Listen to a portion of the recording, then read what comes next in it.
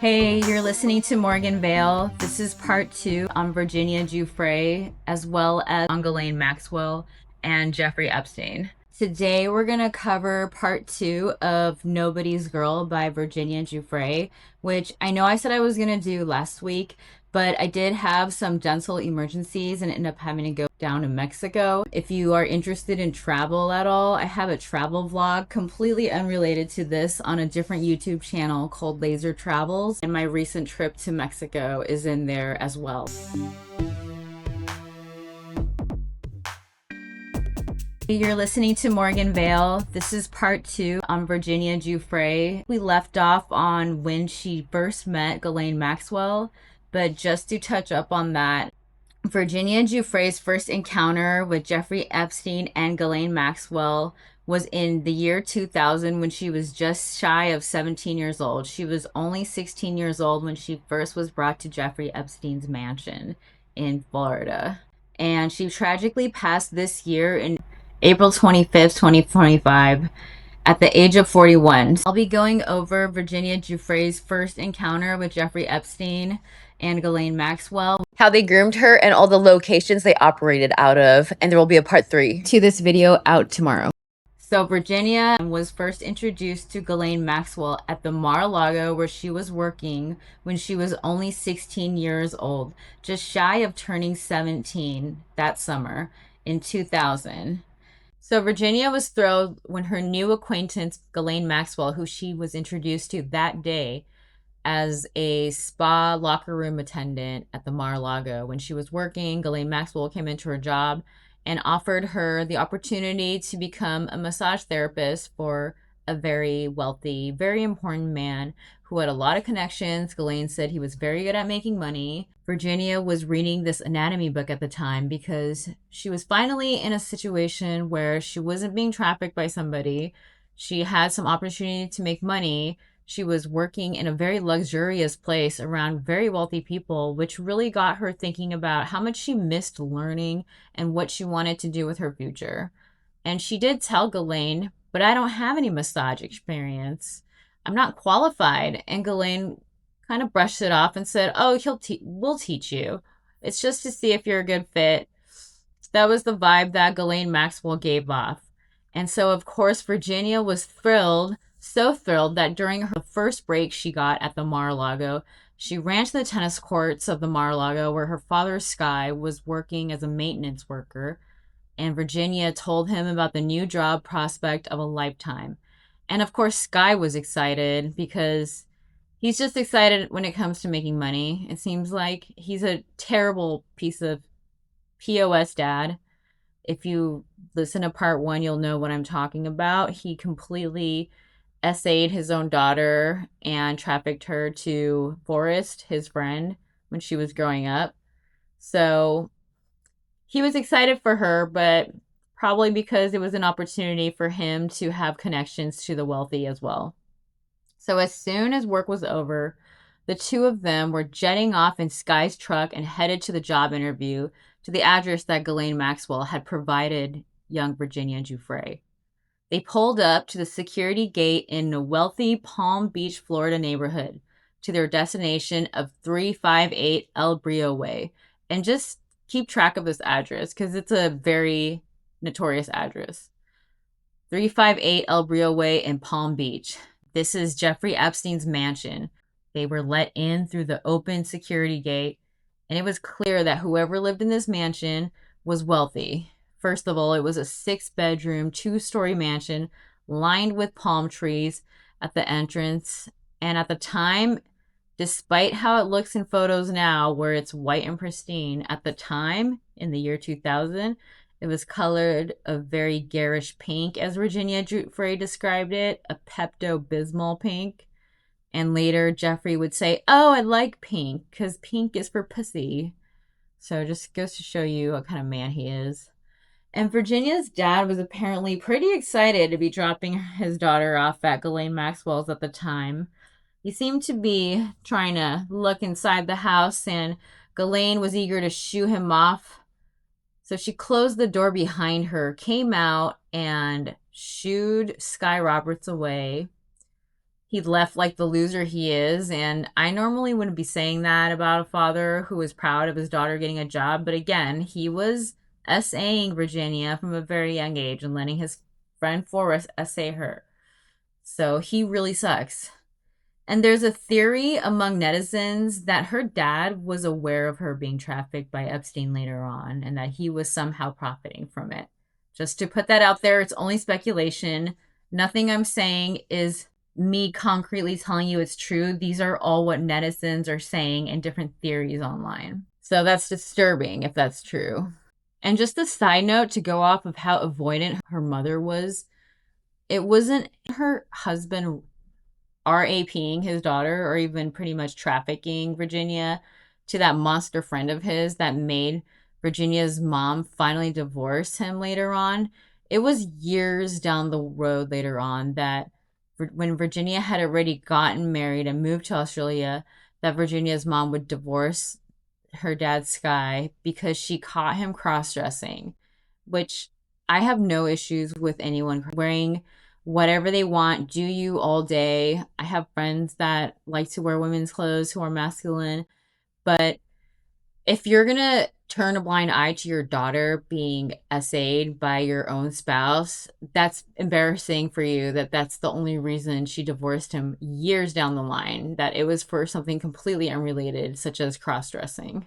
So after Sky drives off and leaves Virginia at Ghislaine and Giuffre's, Ghislaine invites Virginia into the house and she says, "Welcome, Jeffrey's been waiting for you," and walks around this lavish house, this mansion in this wealthy part of Florida.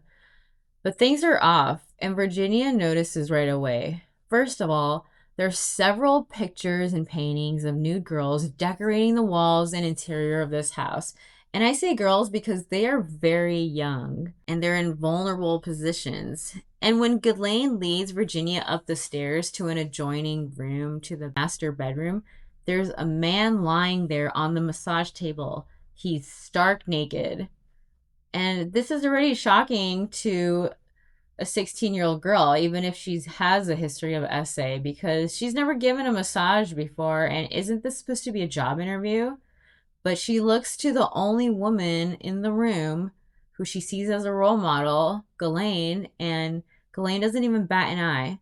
Naturally, Virginia is confused, but she wants to impress this couple or whatever they are. She wants to make a good first impression. She doesn't want to blow this chance. She thought she was there for an interview, but now she's giving a massage and she's being directed on how to give the massage by Ghislaine Maxwell. So she looks to Ghislaine, the only female in the room, the person who offered her this job opportunity, and Ghislaine acts like everything is just normal. Like this is just what normal, wealthy people do.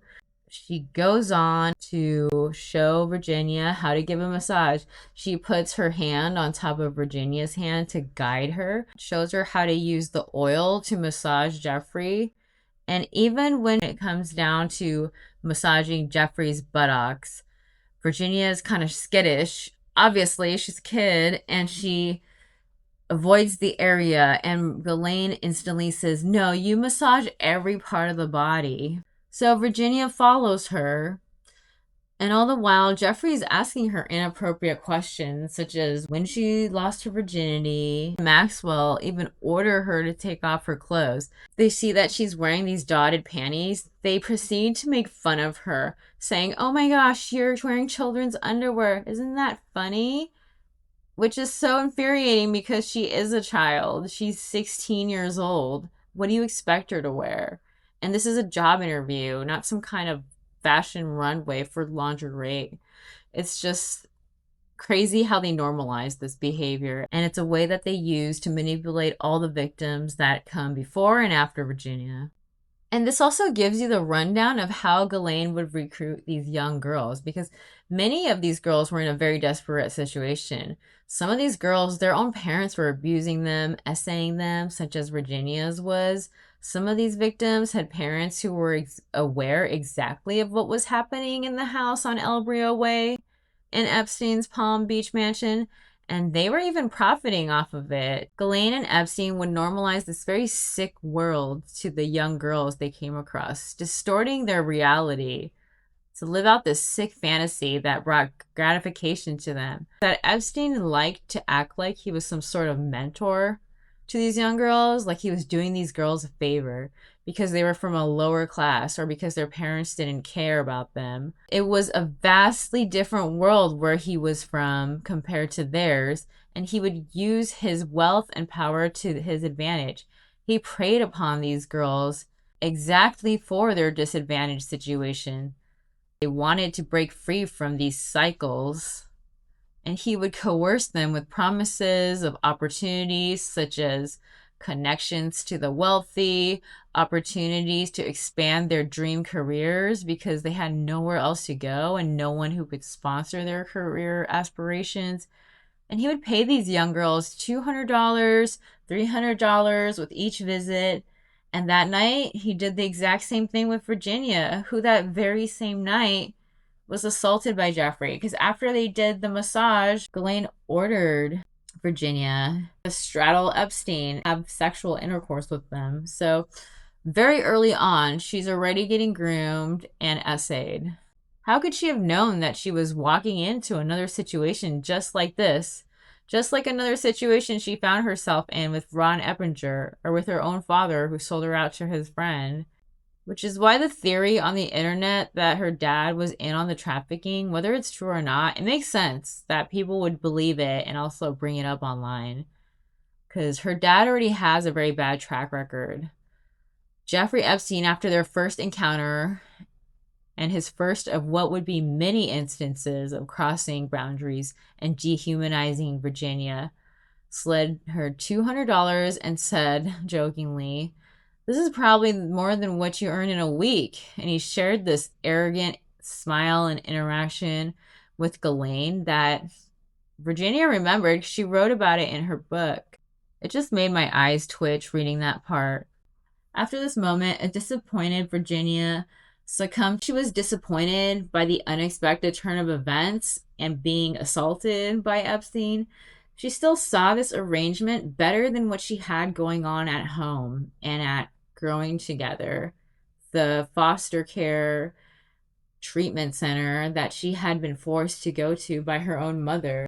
After all, this duo was wealthy, and she'd never been around people this wealthy. They made it very clear that they had connections and dreams for her, even. Besides, this was the most money Virginia had probably ever seen, and her parents, they didn't even question it. It seemed like they didn't want her around anyway, and she didn't tell her parents what was happening behind the tall walls of the mansion. Her dad didn't seem suspicious, and her mom, as usual, carried on being very avoidant, playing dumb as she had always done in the past. It was classic for her mom, Lynn. Her mom didn't stick up for her when there was reason to suspect that her dad was abusing her, or when her dad's friend Forrest was exposed for abusing his own daughter after spending several nights with Virginia. Her mom didn't question that either. So what was she going to do now? And what was the point of Virginia telling her mom the truth about what had happened on El Brio Way? And let's just remember that statistically, children who have spent time in foster care and in juvenile detention, as Virginia had, have a higher risk of being trafficked. And this story just backs that statistic up, sadly. So Virginia continued to go back to El Brio Way. Whenever she received a phone call to come over by Ghislaine, who acted quite frankly as an evil secretary to Epstein. But she was much worse because she was actively an accomplice. Because as we know, she was recruiting these victims left and right to Epstein, and she herself was partaking in these sexual activities with Epstein. And at the time, Ghislaine Maxwell, although she was younger than Jeffrey Epstein and considered too old for him, she was around her 30s, so she was very much an adult and aware of what she was doing. And she was nasty because she would tease these girls, calling them inexperienced, making fun of their appearance, their lack of wisdom in bed, which is just so wild because, yeah, of course they're not experienced. They're children, and now you're going to bully them. Emmy Taylor, for instance, was a personal assistant to Ghislaine, who Ghislaine would just refer to jokingly as her slave. So she took pride in being the madam, the lady of the house that Jeffrey Epstein lived in. Like a pimp, worse than that. Pretty soon, Virginia was regularly at Epstein's mansion. She started doing what Epstein wanted all the time, helping him live out his perverse pedo fantasies as Ghislaine had trained Virginia to just do, so that she could do everything he wanted, even when Ghislaine wasn't around to tell Virginia how to do it. And within 2 weeks, Virginia quit her job at the Mar-A-Lago as a spa room attendant, and her parents didn't question that either, because they just suck as parents. Epstein offered for her to work for him full time, offering much more than the Mar-a-Lago could. It was his suggestion, not hers, that she quit working at the Mar-a-Lago. And when she agreed, he handed her $2,500, with which she was able to finally get her own apartment and finally be out of her parents for good. And just like that, she was even more sucked in. And this level of independence and what feels like financial freedom at such a young age, that can really do a number on girls. It's like a Pandora's box. It wasn't financial freedom. We know that now. This was a trap. Pretty soon after she signed on to this arrangement she had to work solely for Jeffrey Epstein, he showed her a picture of her brother Skydie, her baby brother Skydie, remember, who she loves so much. And he made it very clear, saying, "We know where your brother goes to school, so don't tell anyone what goes on here." From that moment on, she knew she had to stay in line and do exactly as he and Ghislaine Maxwell asked, because he made it very clear that he would hurt her brother if anything went wrong. Not only that, but he said, "I pretty much own the Palm Beach police." Jeffrey Epstein said this. "So don't even think about going to them because they won't do anything." So she knew then that his connections just also ran very deep, and the law, it couldn't seem to touch him.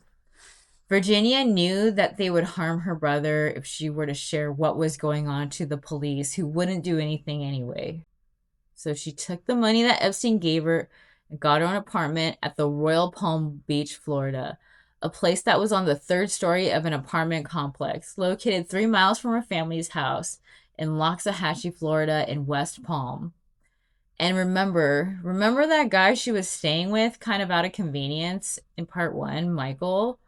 Well, he moved in with her, and she was able to get herself a pet chow chow dog named Mary Jane, which are such cute dogs. Oh my God, I hear there's so much work to care for, but I want one. They look like fluffy lions. Anyway, Virginia's life was changing rapidly and drastically. She started to really become intertwined with Epstein. Her weeks consisted of sexually pleasing Epstein throughout the day and waiting by the pool until he would need to be satisfied again. Her days even involved sexually servicing Ghislaine. Virginia's partner / roommate, Michael, he didn't question where she got this large amount of money. And frankly, the two of them barely talked. It kind of was just this survival friendship. Virginia began to travel with Epstein, or he would have her flown out to him. And many of the times, Ghislaine would organize and arrange these flights. And that's been another thing later on that's been a huge struggle, is getting access to all of the flight logs. There are flight logs that have been made public to the courts, but there are still some flight logs that have not been made public. And Virginia is certain that she has flown with Epstein and Ghislaine Maxwell way more times than they've claimed to say that she has, based on the flight logs, because there's more flight logs that are missing from the court documents. Not because for some reason the pilot was able to not turn it in, I believe. Don't quote me on that.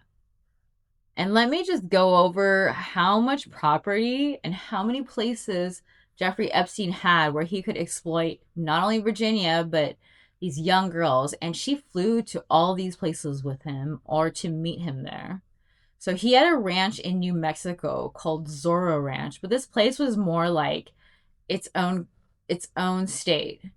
Zorro Ranch was located in New Mexico, and it was more like a colony, you could say, in Santa Fe, New Mexico. It was 8,000 acres of land with pretty much a castle built on it that stood 33,000 square feet, which is hard to imagine, but my apartment is about 1,000 square feet, so that's 33 times that, not to mention all the land around it. And the place was large. It had a tennis court, fountains, marble walls, and what Virginia described as a small town that was separate for all the housekeepers and employees of Zorro Ranch to live on. Then there was the Manhattan Mansion, which he had, which was a 7-story, 40-room mansion in the Manhattan. It was a Manhattan townhouse in the Upper East Side of Manhattan, Upper East Side Mansion, located on 9 East 71st Street. And I watched a video on this mansion, and it has some like very disturbing art in it. It's more disturbing once you know who owned it and what was going on in it, because Jeffrey Epstein would line all these prosthetic looking eyeballs around the house, and the girls, some of them who were interviewed later, would say that it was to give you this sense that you were always being watched. There's also this weird figure of a girl. She looks very underage. It's a statue though, and she's hanging from the ceiling with a rope, and she's in a wedding dress. That's what it looks like to me, and it almost looks like she's trying to like run away, but it's hanging from the ceiling, and it's just like, why would you put that there?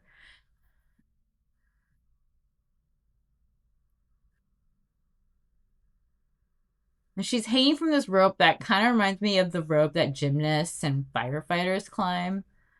There are a lot of videos being released now about this place, and this is also the location where Virginia mentions being in a room referred to as the dungeon, which she spent a lot of time with Epstein, and she has a lot of horrible memories. I actually saw footage of her revisiting that place with a news reporter, and she just starts bawling and saying how some of her worst memories during that time are from this New York mansion, this Manhattan mansion, and that this place just needs to be demolished. And it's still there today, so it's just sad. There's also the Virgin Islands. Let's not forget Jeffrey Epstein's island. There was a little St. Jeff's in the Caribbean. Little St. Jeff's was a private estate in the Caribbean, the U.S. Virgin Islands, consisting of 3 private beaches, guest cottages, a helicopter pad, its own system of saltwater removal, private jets, a water trampoline, just stupid rich stuff. Virginia wrote in her memoir that Little St. Jeff's Island, it was one of the islands when she was 18 that Epstein trafficked her to a man who RAP'd her more savagely than anyone ever had before. He had also had a second residence in the U.S. Virgin Islands, which was more of a private residence. Jeffrey Epstein did. St. Jeff's. Virginia wrote regarding Little St. Jeff's Island that when she was 18, that was when Jeffrey Epstein trafficked her to a man who RAP'd her more savagely than anyone had ever done before. She says in her novel, in her posthumous memoir, he repeatedly choked me until I lost consciousness and took pleasure in seeing me fear for my life. Horrifically, the prime minister laughed when he hurt me and got more aroused when I begged him to stop. Epstein also had an 8,000 square foot apartment on 22nd Avenue in Foch, Paris, which was located in the luxurious 16th arrondissement, which I might be mispronouncing. I had to look up what that was, and I still don't really understand what arrondissement is. It's a subdivision of a French department, government administrative property. Not sure, but his place was wealthy, and it was located by the Arc de Triomphe, which you might not know what I'm talking about, but if you see pictures and you're watching my YouTube, you most certainly will. It's this famous white arch with 2 horse-looking sculptures next to it. That's a very popular tourist photo spot, and I will put that in my YouTube channel. from Virginia's book, the trafficking would happen among any of these locations, including also Ghislaine's house in London. For example, she recalls being RAP'd on multiple separate occasions by the French modeling agent who ran a modeling agency called MC2 or MC squared. I don't know what it's called. He assaulted her on Little St. Jeff's on Epstein's Island and also at Epstein's mansion in Manhattan. Virginia was quickly becoming one of Epstein's favorite girls. She was the only one that could put him to sleep like a freaking baby that he was, or that he would allow her to. They would do these tuck-in things, which consisted of her massaging his feet, soothing him before letting him drift off to sleep, something the other girls didn't do for Epstein. He wouldn't allow them to.